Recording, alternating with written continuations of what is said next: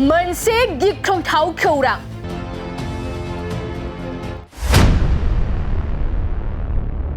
पाकिस्तानाव बमा बेरफ्रुनानै सा 24 सुबुंनि जिउ खहा आरो सा 46 सुबुंफोरा गोब्राब जोखोम।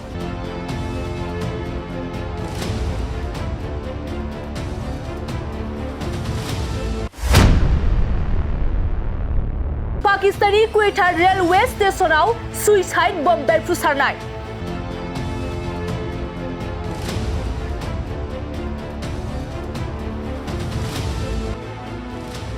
सा 14 रौनियाफोरजों लोगोसे गासै सा 24 सुबुंनि जिउ खहा।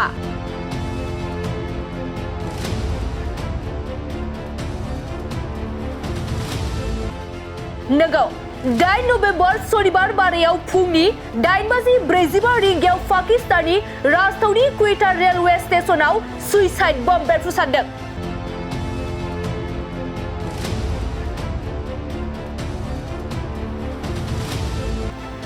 मख'नो गोनांदि पाकिस्ताननि गोजोन गैयै बेलुचिस्तान रायजोनि मोनसे रेलवे स्टेशनाव थांनाय सनिबारखालि मोनसे सुइसाइड बम बेरफ्रुनायाव सा 14 रौनियाफोरजों लोगोसे गासै सा 24 सुबुंनि जिउ खहा जायो आरो सा 46 सुबुङा गोब्राब जोखोम जादों।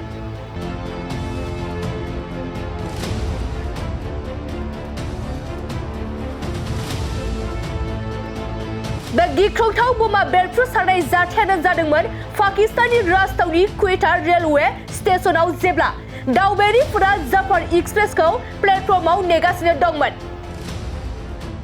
बे समावनो मोनसे सुइसाइड बमा बेरफ्रुसारो आरो बे बमा बेरफ्रुसारनायावनो सा 14 रौनियाफोरजों लोगोसे गासै सा 24 सुबुंफोरा जिउ गोमायो। लोगोसे मोनथिनो मोननाय बायदिब्ला बे समाव जाथायनि सायाव नायबिजिरनाया दासिम सोलिगासिनो दं।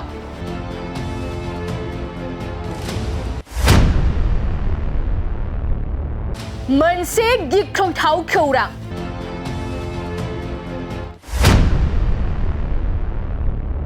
पाकिस्तानाव बमा बेरफ्रुनानै सा 24 सुबुंनि जिउ खहा आरो सा 46 सुबुंफोरा गोब्राब जोखोम।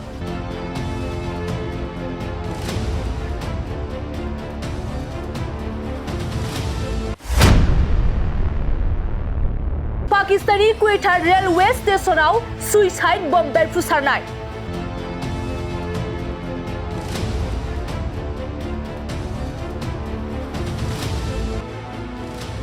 सा 14 रौनियाफोरजों लोगोसे गासै सा 24 सुबुंनि जिउ खहा।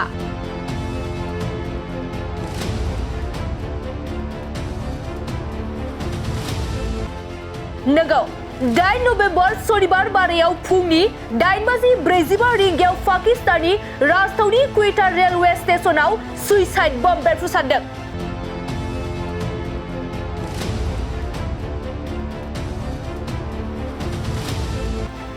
मख'नो गोनांदि पाकिस्ताननि गोजोन गैयै बेलुचिस्तान रायजोनि मोनसे रेलवे स्टेशनाव थांनाय सनिबारखालि मोनसे सुइसाइड बम बेरफ्रुनायाव सा 14 रौनियाफोरजों लोगोसे गासै सा 24 सुबुंनि जिउ खहा जायो आरो सा 46 सुबुङा गोब्राब जोखोम जादों। जाथायनि सायाव नायबिजिरनाया दासिम सोलिगासिनो दं।